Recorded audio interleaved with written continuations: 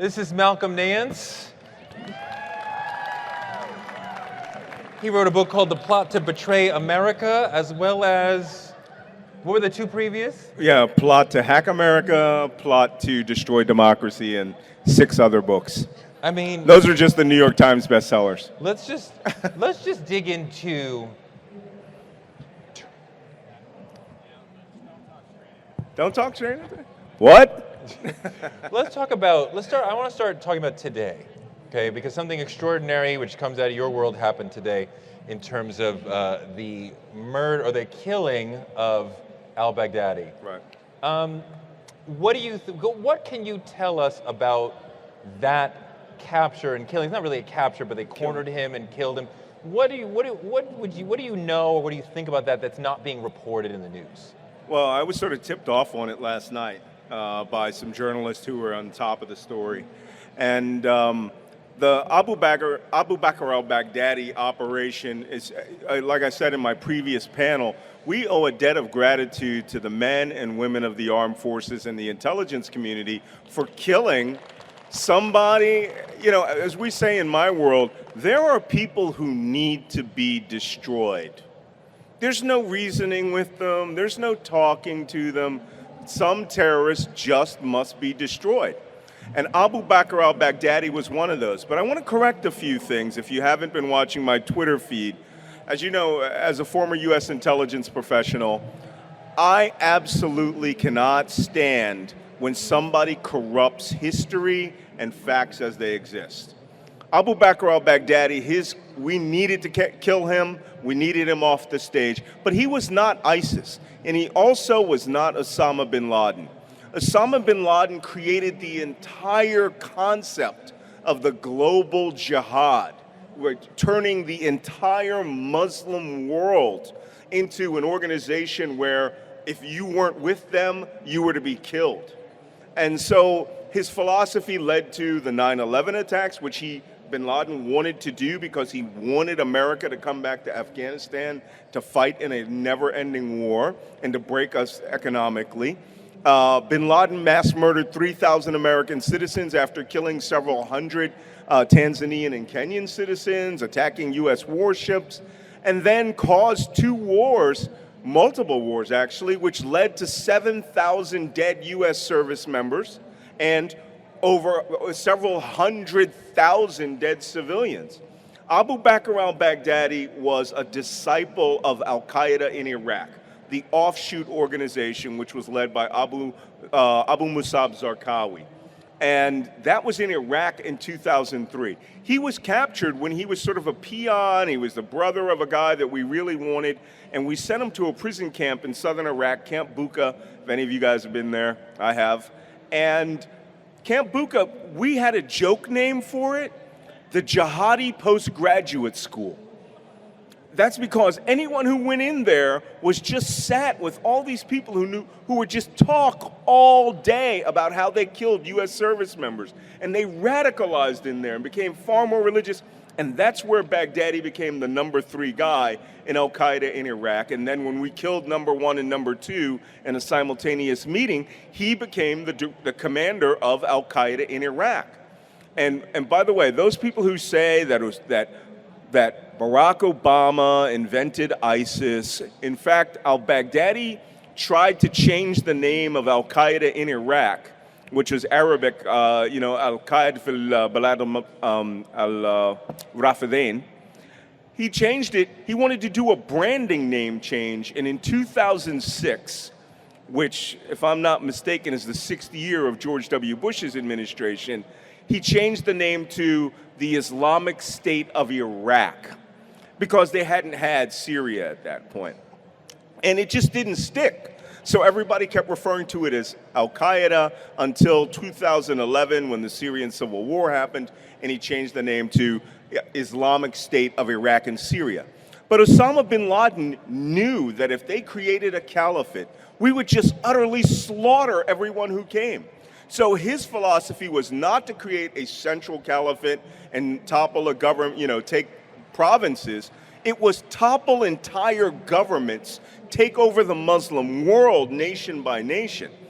Baghdadi didn't get that, so he jumped off to this. Even al-Qaeda's management that survived, al-Zarqawi, didn't approve of this because they knew all they would get is a boatload of bombs, right, on top of them. You knew what I was going to say. But Baghdadi did this. He became the nominal leader of the organization. Operationally, it was the princes, his deputies, who were below him, who executed all of this policy. And here's where I want to caution you on something. None of this occurred in a vacuum. They took Iraqi provinces, Iraqi cities, Kurdish provinces, Kurdish cities, and where did all of these people from the Islamic world come from that joined ISIS? This 100,000 people, the 40,000 combatant followers, they came through Turkey, and Turkey allowed them to come, okay? And then Turkey made money off of them coming, and then when the Islamic State stood up as a nation, Turkey made money trading with them on the illegal black market. The million refugees which fled Syria to escape Assad and ISIS went to Turkey. Turkey sold them rubber boats and styrofoam life jackets that didn't keep them afloat, and then allowed them, with police support, to go over to the Greek islands and flood Europe. So to hear that Abu Bakr al-Baghdadi was 3 miles from the Turkish border for the last few years, it's like Osama bin Laden being in Jalalabad, in Asadabad, in the middle of Pakistan. They had to have known. There is no way you couldn't know. So that we killed him, yay. That we betrayed the allies that probably gave us the intelligence that tracked him down, the Kurds, not so yay. What do you make of Trump's response today? The speech, the press conference, the chest beating, what do you make of that? All right, first, I want to preface that. I like to talk about my family history, especially if there's any Trump supporters in the audience out here today. You got any of you guys here? Yeah, all right, good. It's time for me to give you a talk. I am not just a U.S. intelligence professional. My family served in every war since 1864, father and son. There has been a Nance in the armed forces for a combined 120 years over the last 160 years. My niece, who's in the Navy, was just in combat off of Yemen last year. So we have a fine tradition, and there's only one thing that we support and stand for. So before I give you an answer to your question, that's the Constitution of the United States. We have never stood for the man or potentially the woman that sits in the seat of the President of the United States. The saying is this: it's the chair, not the person, okay? When we go on missions, when we do these operations, it is about this nation. The nation is reflected by the activities, the behaviors, and character of the person who sits in the commander-in-chief's chair. Donald Trump's display this morning started out pretty good. I will give him credit for having the wherewithal of signing the command directive, which allowed the national mission units, that's what we call Delta Force, and the special operation mission units, to carry out a plan that he had nothing to do with. We are very, very good at hunting and killing terrorists. I did over 30 years of that. By the way, for you guys who were like, liberals hate America. A lot of us kill terrorists too. All right? Full-time job. You know why? Because there's no liberal American in our world. There's no conservative American in our world. There's just Americans that like to kill terrorists. All right? And what they say in Inglourious Bastards? And brother, businesses are booming. So, one of my favorite movies. But I just want to point out to you, the commander-in-chief, and I wrote about this in the book, The Plot to Betray America, should have the characteristics and the qualities of the armed forces of the United States. Every president up to this point, okay? Even Andrew Jackson, who was considered an uncouth wild man, maintained the dignity of the office. And to come into the Oval Office and brag about how you wrote 12 books, and in one of those books, before 9/11, you said no one had heard about Osama bin Laden, which is a surprise to all those 300 dead Kenyans and Tanzanians and the 8 American embassy staff who were killed, or to the 200 U.S. service members who fired off 75 cruise missiles trying to kill Osama bin Laden in 1997, which Republicans said was a scam. Okay?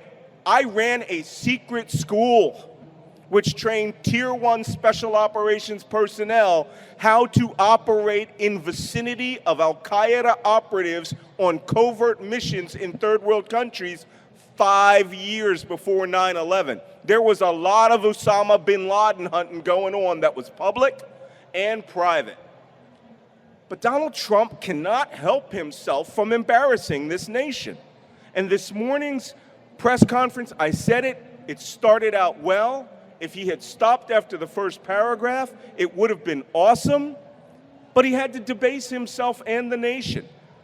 Someone explained to me, and I'm probably going to explain it to you, how Donald Trump could thank Russia first before thanking the men and women of the armed forces and notifying our Congress, which it is a law that he must notify the top intelligence professionals or the inside our Congress. Congress represents the people of the United States.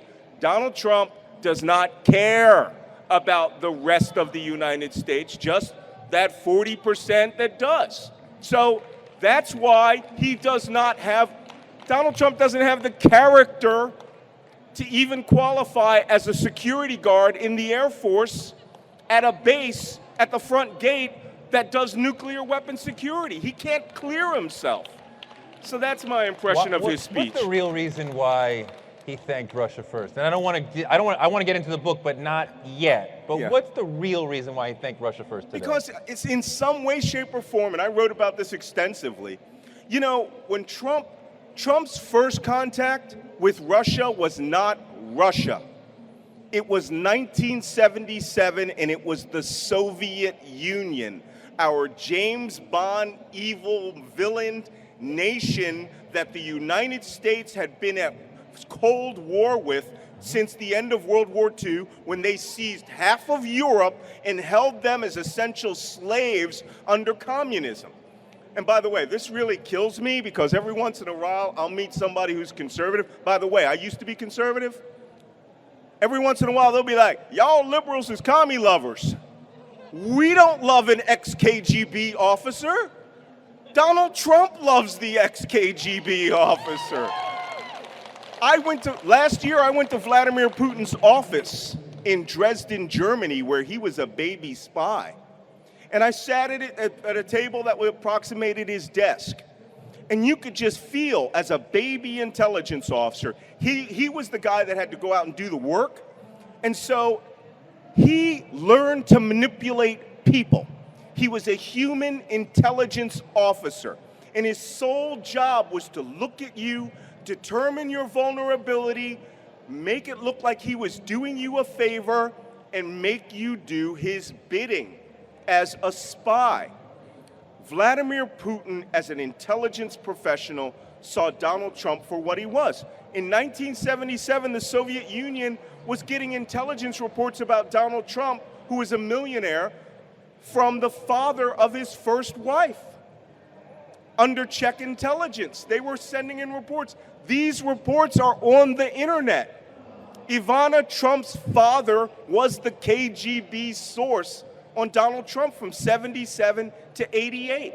And then in 1988, he was so determined to be a weapons negotiator for George Herbert Walker Bush and Ronald Reagan, the Soviets realized there was something about this guy we can work with. And so in 1988, they brought him to Russia because he wanted to build a Trump Tower in Moscow. Can I point out to you that that's 11 years of communist contact with the effing KGB. Wait, so at that point, what is it that Russia saw in this rich private citizen at that point? Because he was a joke. He was not a serious player. There's lots of millionaires in America. Why him? You know, I talked about this in my last book, Plot to Destroy Democracy, which is sitting right there on that chair. And one of the KGB's operational philosophies was you don't recruit people from the left. You don't recruit socialists. You don't recruit liberals. Why? Because they have the legitimacy to when they turn on you, to tear down your philosophy. So the Russians did not go after the Communist Party of the United States. They didn't go after, Bernie Sanders. They went after people you would never suspect. They almost exclusively tried to recruit conservatives who were in need of money, because they would do a transaction with you. And they weren't concerned about the ideology between the East and the West. They only wanted money. And one of the great KGB officers, who you can watch his videos on YouTube, said, what we wanted were people who were self-centered, narcissistic, and in love with money. Does that sound familiar? But why not? And I want to push you a little bit because your presentation is so powerful. But why not Michael Milken? Why not even Boesky? Why not any because number they of had people? real money. Okay? And people with real money can't be bought. It's people who don't have real money but have the pretense of wanting real money. And I wrote extensively about this. The reason that the conservatives, and I wrote about it in the book, the reason that they managed to turn so many evangelicals was they figured out that evangelicals wanted two things. They did not want they wanted to align themselves with a nation that was conservative and religious. And you will see people right now on the American evangelical right who have actually said Russia is the center of Western Christian evangelism, led by a KGB officer. I mean, it would be like putting me in charge of the White House. Everything would be a spy mission. You told me why he's vulnerable, because he wants money, he's self-centered, he's narcissistic. Right. But at that point, he was just another loudmouth American citizen. What would be the value to Russia? The value to Russia is a person who can be not only manipulated, but a person who would go along with the manipulation. The progression of how you recruit a spy is very simple. There's extensive writing about it. The first is you make him a useful idiot. You say things that flatter that person to where he will agree with you. The very fact that he agrees with you makes him useful to you. And I want to point out something. I actually had this fight with Glenn Greenwald, where he goes, that Malcolm Nance is an idiot. He's talking about a spy organization that ceased to exist 25 years ago. Okay, this actually happened. The day the Soviet Union collapsed and they got rid of the KGB, a guy from maintenance comes up with a screwdriver. He takes down the letters K and G and puts up the letters F and S. That's it. That's the difference between Russian intelligence then and now, except they have a bigger budget. And with this bigger budget, they can go back into the archives and find all those Westerners who were vulnerable, who were conservative, who were in need of money, and who now that you have a Russia that is oil-rich and gas-rich, you could buy their loyalty and also buy their political ideology and steer them where you want them. So is Trump one of thousands of Americans who are similarly corrupted? Yeah, as a matter of fact, yeah. These thousands, if you include, about 70% of the House of Representatives, conservative House of Representative members, and the Senate. How many Senate members went to Russia last year? Was it 8? 8 senators said that they went to Russia for the 4th of July. The 4th of July, so that they could enter into talks. We were in our second year of when U.S. intelligence said our fundamental democracy was attacked by this nation. Who would do that? These were the commies. I'm old enough to remember when fighting against Russia was the Republican Party's #1 geopolitical avenue, the number one thing that they wanted. This was what Ronald Reagan was all about. This is what George H.W. Bush was all about. In 2010, why and when really did the Republican Party shift to being in bed with Russia? in 2010, the big move came afoot when the Russians started opening the country up to the evangelical movement. And the evangelical movement, they started having conferences in Russia called the Protection of Christianity conferences. And you probably hear that phrase every once in a while. By 2012, Franklin Graham was attending each year, and he views himself as a good friend of Vladimir Putin. These evangelicals, which started off with some of the more radical extremist groups that were going there, these evangelicals started to see Russia and Russian Orthodox Christianity as equal to their mission because they hate gays, they hate blacks and people of color, they hate immigration, they were killing terrorists in Chechnya, and they saw themselves as being ideologically aligned with Russia. Interesting fact, I wrote a book called Hacking ISIS, where we studied ISIS's computer technology and why they became so good at what they did.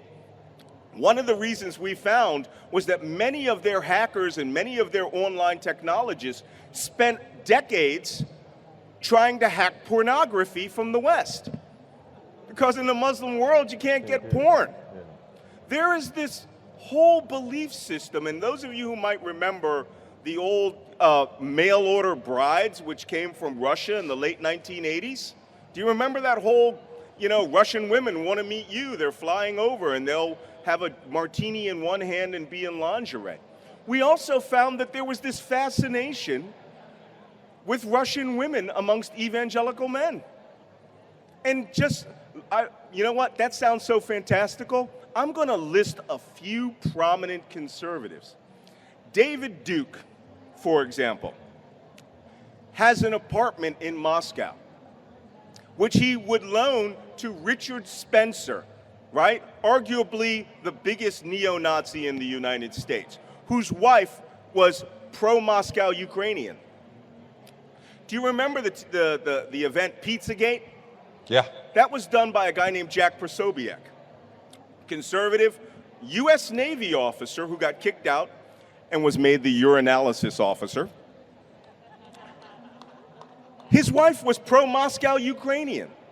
Across the entire pantheon of many of these conservatives, they were marrying pro-Moscow Russians and pro-Moscow Ukrainians. I don't even want to mention Maria Butina, an actual spy sent to the United States to seduce and influence American citizens who just got released 2 days ago, who spent 18 months in prison because she was out trying to get next to Donald Trump. And she did. She got first-person contact with Eric Trump, Donald Trump Jr., and Donald Trump himself as an agent of influence sent by the government. You're talking about people on the right who are personally benefiting from contact with Russia.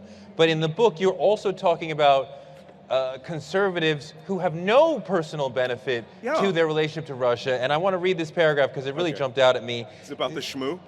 No, before that, on 26, you talk about Putin ordering the murder of 1,000 hostages and 777 children, right, they were being held, and Putin said just kill them all, and when fires were raging, don't put them out, just let them all die. And you're at the Quantico shooting club, and you're saying Putin's utter ruthlessness was widely admired by American conservatives. You're at Quantico, and you found much starry-eyed admiration for how the Russians had crushed the terrorists without regard for the loss of innocent life.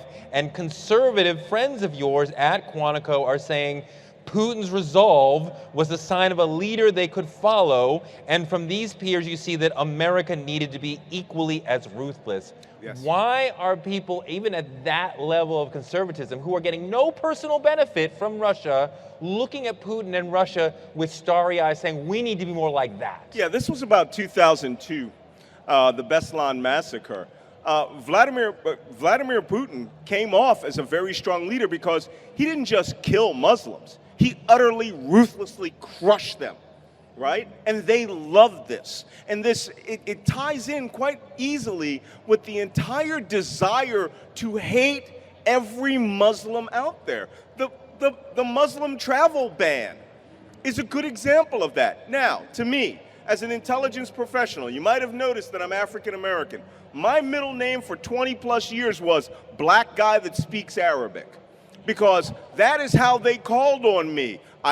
We got an agency, it needs a black guy that speaks Arabic. Why? Because you can't send someone from Brigham Young, right?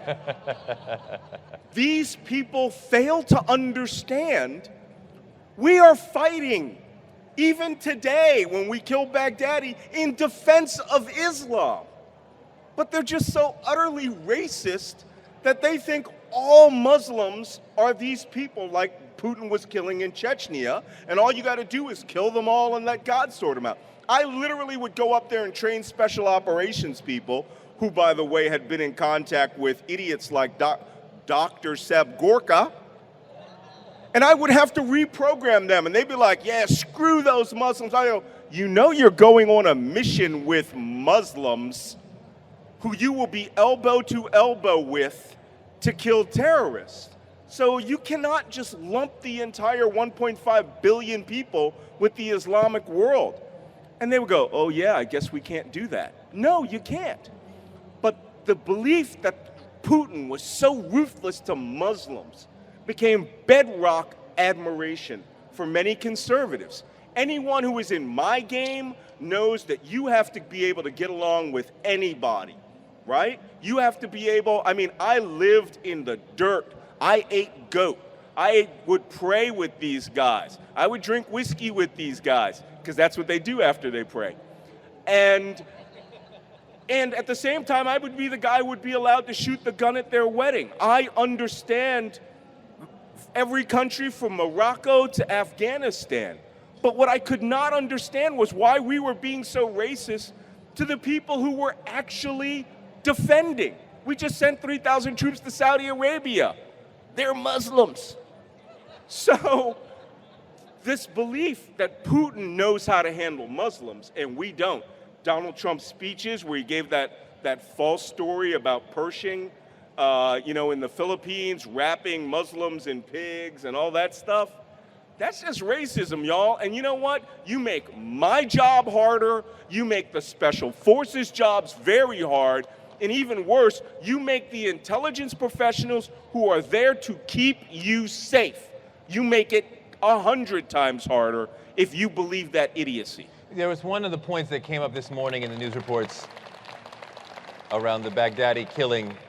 Trump saying years ago, tweeting that, we shouldn't give Obama credit for killing bin Laden. That credit goes to the Navy SEALs. So now we put it back on him, and I put it to you. How much credit does a commander-in-chief deserve for this sort of a killing? No, he deserves credit for ordering the hit. Because to tell you the truth, I don't quite know whether he understands the importance of these things. He said in his own press conference today, he was being given like the number 2 guy, the number 3 guy, the number 4 guy. Hey man, those are the people that will take over. That's corporate knowledge. Go zap those guys. He kept saying, I want Baghdadi, I want Baghdadi. It's like him begging for the Nobel Prize. But he deserves credit for ordering this hit. Okay, the people who carried out the hit, you have freaking national mission units, they risked their lives. But I'll tell you one thing, it doesn't take a lot to sign a piece of paper that your staff has developed, the Pentagon has worked through, the intelligence community tracked down. It takes a lot of nerve to betray the very enemy that gave you that intelligence and leave them for slaughter. So Donald Trump will only get credit until tomorrow morning. But after tomorrow, when we find out that the Kurds gave us this information, because they released a press release today saying, Kurds can actually, they're not like me, okay? They live there. And when they can get into a marked vehicle by themselves with a little jingly thing over there and playing loud music and drive next to Baghdadi's compound with us surveilling their vehicles and can develop that information by going down to the souk and buying oranges and putting gold bars on the table, They risked their lives for us, right? I don't think Donald Trump understands that. He only sees it like he said today. It was like watching a movie. Yeah, it's like watching a movie when you're sitting there in the comfort of the White House Situation Room. You know, Obama gets credit for killing bin Laden, the greatest mass murderer since Pol Pot. Trump gets credit for going after the disciple of bin Laden. But you know what? ISIS is not defeated. Quick funny story. In 2016, I get a call from Time Magazine in August. They go, yeah, this is Malcolm Nance, right? I go, yeah, what's up? And they go, you're the author of the New York Times bestseller, The Defeating ISIS, right? I go, yeah. He goes, what do you think about that Trump thing? I said, what Trump thing? He goes, Donald Trump just told us your book was the last book he read. I said, it's 540 pages, you know. No chance. So if he read it, he didn't read it well, you know? Let's get to the core of this book, The Plot to Betray America, which really lays out in great writing and devastating research that Trump was developed as a Russian spy from back in the 70s. I've never said spy. Not spy, but as a Russian asset, Well, right? Yeah, From long ago. Long ago. And he is being used perhaps even against his, is there what we call compromise? Is there something that specific that Putin has, or is it this continued dream of building the Trump Tower in Moscow? What is the carrot that Putin has that makes Trump dance when he says dance? Yeah, you know, you have to think there has to be some white whale here, right? There is an Ahab-like quality with Donald Trump with regards to Russia.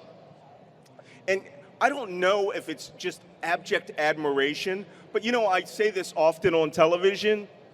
When you're in debt at the betting parlor, you don't insult your bookie, right? Yeah. If you are in debt, you do not insult the person that has loaned you money out of debt. What you do is you kiss his butt, day in and day out. Donald Trump is not a spy. I have said that before. What I have said was he started off at the base level of a useful idiot. A useful idiot is somebody that does and says things which benefit you, but he's so stupid, he doesn't understand that he is working against his nation's own interest. And that started in the 1980s with Donald Trump. Then he became an unwitting asset. That means he starts doing activities knowing that someone out there is benefiting from it. Maybe it's Russia, but he doesn't care. Then, I believe by 2014, when he was working with the Miss Universe pageant, that he became a witting asset. A witting asset is a person who knows where all the benefits are coming from, and he is going to work within the parameters without an actual contract. A spy, by the way, or an asset, all right, is a person who signs a physical contract in some way, shape, or form. We do that with our agents, people that we recruit. We make them sign a paper, and we tell them how much money or gold they're going to be getting, and so that we have that over them. Donald Trump has never got to that point, but I do argue that Trump Tower Moscow, which he is obnoxiously in love with, I mean, it's bizarre how deeply he wanted Trump Tower Moscow. He thought that he could earn as much as $2 to $3 billion off of that. And then when he admitted that he was going to bribe Vladimir Putin with a $50 million penthouse at the top of it, Vladimir Putin is a KGB officer. He is seeing all of this happen. He probably has a 20-man human intelligence and psychological evaluation team watching this individual, because that's what we would do. And we would start thinking, how do we steer this guy to doing what we want done? The phrase that we use is called meta-narrative framing. And that's where you build a perspective around that person's ignorance that is your perspective, so that when he opens his mouth, He only mouths your words. Let me give you an example. Donald Trump went to Miss Universe in 2014. He met for 2 hours with the top 12 richest men in Russia, the top 12 oligarchs of Russia, for 2 hours at the Nobu restaurant. There's no transcripts or idea of what was discussed in there. He walked out of there talking Moscow's platform. Within 3 months, when Putin would invade Crimea, Donald Trump used Moscow's own words. When he was in Helsinki, Donald Trump used Moscow's own words. When discussing the CIA, Donald Trump uses Moscow's actual words. Someone has put a frame around him and has influenced his worldview in such a way that the first thing that comes to his previously empty mind were the words that Moscow put in there. And you know how you do that? Talk to a billionaire. You talk at one point about him being bankrupt and unable to find anybody who will loan him money except a bank that is funded by Russian oligarchs. Yeah. So at the low point of his finances, Russia propped him up, which means, but it was Yeltsin who was the president at that time. So yes, Yeltsin was president at that time. You know, he's a drunk, corrupt dictator.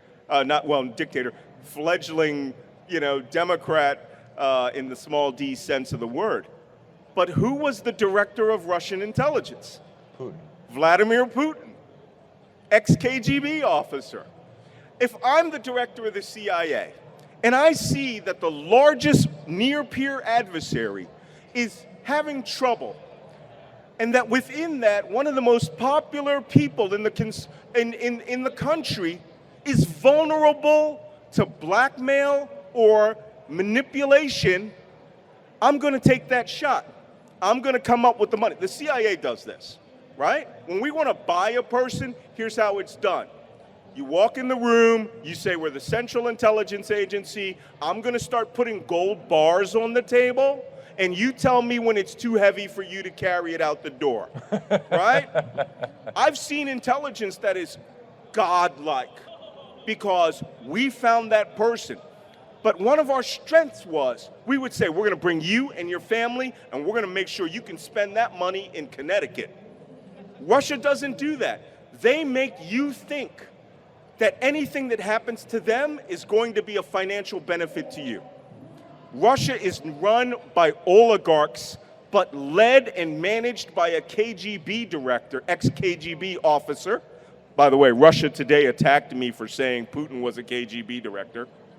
He wasn't. He was the FSB director, which is the KGB.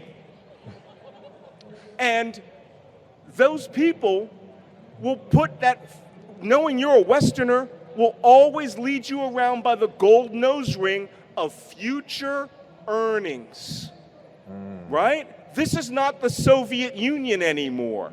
The philosophy of destroying Western democracy is the same. It's just that now they've learned they can buy your government and they can convince 40% of the American public that every word that I say, which comes from NATO and CIA and DIA, every word that I say is a lie because they said it, because you might be able to make some money. Okay, I got time for one more. Sure. The conclusion of the book is very powerful because you talk about all the values that we look up to in America and just as human beings. Can I see that book? And he is the opposite of all of them. You're right. But is Trump smart and calculating and was able to use Russian help to ride to the presidency and keep himself financially afloat? Or is he just a useful idiot who went along with the tide, who Putin was able to push into the presidency? Okay, that's a good question. And I'm going to preface that question with a show of hands. Has anyone ever heard of a small port in southern Spain called Puerto Banús?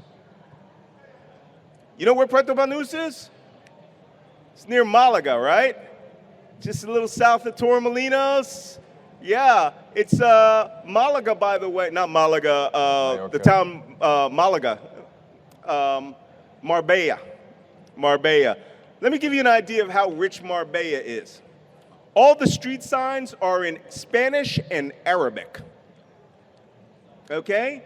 All of their police cars are 700 series BMWs, which were a gift of the government of Saudi Arabia.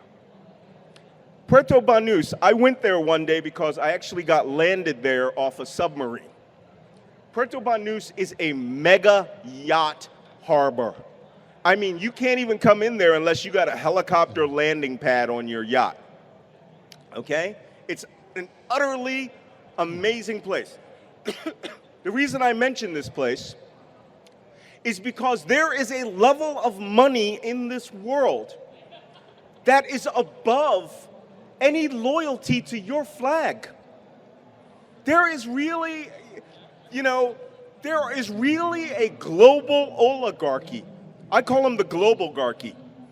And they know who each other are. I make a joke in my book that Hillary Clinton and Barack Obama was taking bread out of the mouths of oligarchs.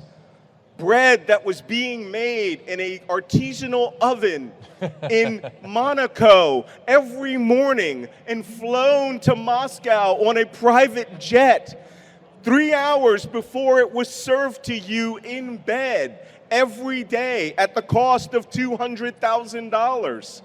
That's the global oligarchy, and the Russians are at the tip of it. They control an enormous amount of dirty, dirty black money. Vladimir Putin is believed to be as rich as much as $200 billion. Because he liquidated the city of St. Petersburg, literally. Is he the richest person on earth? No, Arabs are the richest people. They're trillionaires, they just won't take claim of the money. Especially the Saudis and the Emiratis. Is he the richest world leader? He might be. I still think Mohammed bin Salman has it. I want to read just one last thing. You mentioned character. And I really wrote quite a bit about this in the last chapter, about the character. I want to read this to you because Touré is right. I read this book and I was like, holy cow, my systems were on. I was really upset about the Trump presidency and how he is so degraded. I'm from Philadelphia, right? I take the Declaration of Independence and the Constitution of the United States personally. Anyone defiling it, the things which we were given in Philadelphia, I feel revulsion at the bottom of my stomach. But I'm going to read this little bit to you from the book. And believe me, come for this, stay for the section about how Benedict Arnold isn't as bad as Trump. All right? Since we're expounding on leadership, it should be noted that the men and women of the armed forces use a centuries-old method for producing leaders of substance of their own. Their honor is reflected in their mottos. The motto of the U.S. Navy is courage, honor, commitment. The motto of the U.S. Army is duty, honor, country. The motto of the Air Force Academy is integrity first, service before self, excellence in all we do. The Marine Corps' values are reflected in the Latin phrase semper fidelis, which means always faithful. Hoorah! And the U.S. Coast Guard is ever-proven phrase semper paratus, which means always ready. These are the deeply held principles in which tens of thousands of men and women have sacrificed their lives to keep our flag unsullied and to advance the cause of freedom and democracy. The most important trait of all is that they be men and women of character. When we say character, we mean that they must not only have love of a country, but of personal integrity. They must maintain a code of honor and be willing to fight and die to uphold those principles. Every president is also commander-in-chief and should live by the same honor code of the armed forces. Many U.S. presidents had experience serving in war, including George Washington, Ulysses S. Grant, Theodore Roosevelt, William McKinley, James Garfield, Rutherford B. Hayes, Richard Nixon, Gerald Ford, John F. Kennedy, and George H.W. Bush, who are among the 29 presidents who served in the armed forces. Now, I'm going to skip over a little bit and give you the summation. We have seen the evidence that I've laid out on America in the era of Donald Trump and character. What say ye now? Trump's presidency is proof that he has none of those desired character traits for a leader. The first 3 years alone in the Trump White House has shown a man who is not only incapable of the job of president, but also revealed who Donald Trump truly is, a man without substance of the soul. Trump's existence is a masterclass in all the personality faults one could imagine. He is a walking rendering of the garments that measured a person's worth in life, a walking, talking alternate universe where traits and mottos of our national service are reversed, a national leader where the traits of duty, honor, courage, gallantry, commitment, excellence, selflessness, and sacrifice are unacceptable. He leads a world where disgrace, dishonor, and ruthlessness are admired, and provides a perfect adhesion for a family-run kleptocracy. Trump is the antithesis of George Washington. He's much more like the Roman Emperor Caligula.